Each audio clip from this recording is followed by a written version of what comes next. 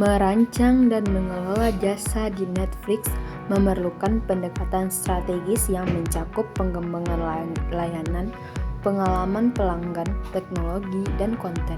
Berikut adalah penjelasan rinci tentang bagaimana Netflix merancang dan mengelola jasanya agar tetap menjadi pemimpin di industri streaming.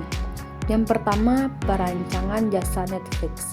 Netflix adalah layanan streaming berbasis layanan yang berarti perancangannya harus mempertimbangkan modal bisnis, pengalaman pengguna, teknologi, dan konten.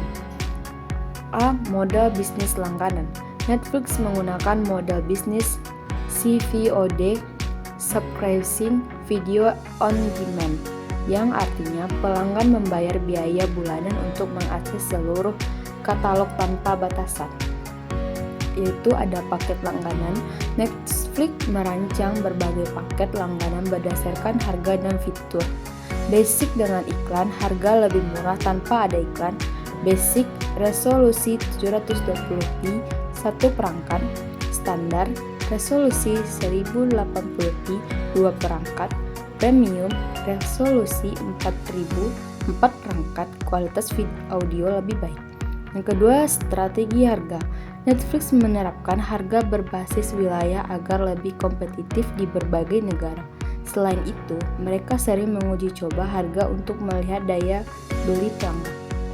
B. Pengalaman pengguna.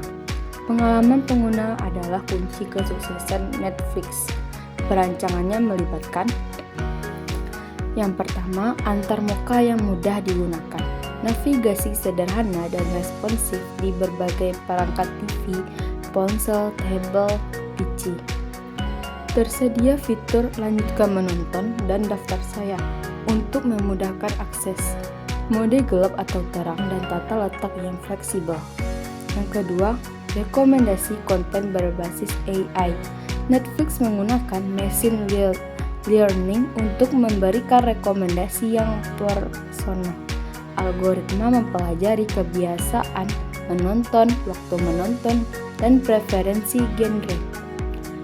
Yang ketiga, fitur mendukung multi-profil. Setiap anggota keluarga bisa memiliki akun sendiri. Download offline. Pelanggan bisa mengunduh konten untuk ditonton tanpa internet. Parental control. Orang tua bisa membatasi konten untuk anak-anak. C. Pengelolaan konten. Netflix memiliki 3 jenis konten utama. Pertama, lisensi konten pihak ketiga. Netflix membeli hak tayang dari studio film, TV, dan perusahaan produksi. Konten sering diperbarui atau dihapus berdasarkan perjanjian lisensi. Yang kedua, konten original Netflix. Netflix memproduksi konten sendiri seperti Stranger Things, Money Heist, Squid Game, dan lain-lain. Keuntungan, tidak perlu berbagi keuntungan dengan studio lain. Strategi, menggunakan big data untuk mengetahui genre dan cerita yang disukai pelanggan. Yang ketiga, konten lokal dan global. Netflix membuat film dan serial khusus untuk pasar lokal seperti drama Korea dan Bollywood. Konten diterjemahkan ke berbagai bahasa dengan subtitle dan dubbing. Yang kedua, pengelolaan jasa Netflix. Setelah layanan dirancang, pengelolaannya mencakupi teknologi, layanan pelayanan, pemasaran, dan strategi bisnis. Yang A. Infrastruktur teknologi. Agar streaming lancar, Netflix menggunakan 1. Cloud computing, 2. Content delivery network, 3. Kompresi video cerdas. B. Layanan pelanggan dan retensi.